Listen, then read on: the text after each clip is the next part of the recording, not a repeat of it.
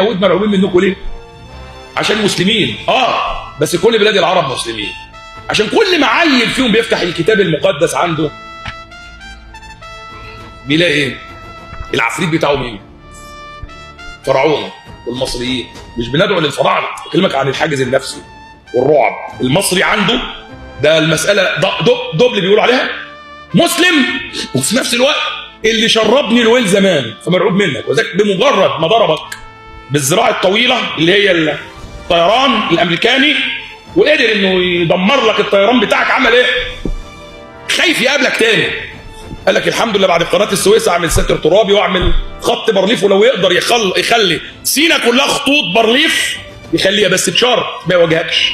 وذلك كان رعبه انك تعدي قناه السويس. احنا نمنعه انه يعبر قناه السويس، مش عايز اواجهه. المواجهه مع المصري عند اليهودي مساله هو جاي من كندا ولا جاي من امريكا ولا جاي من افريقيا، بيفتح هم متدينون، هي دوله دينيه، بيفتح الكتاب عنده بيلاقي الرعب ايه؟ في كتابه المقدس. بس خلي بالك غزوات الرسول مش موجوده عنده في كتابه المقدس، وما بيقولوش اقرا خيبر واقرا، لا، بيقرا كتابه المقدس، بيلاقي في كتابه المقدس ايه؟ العفريت المصري.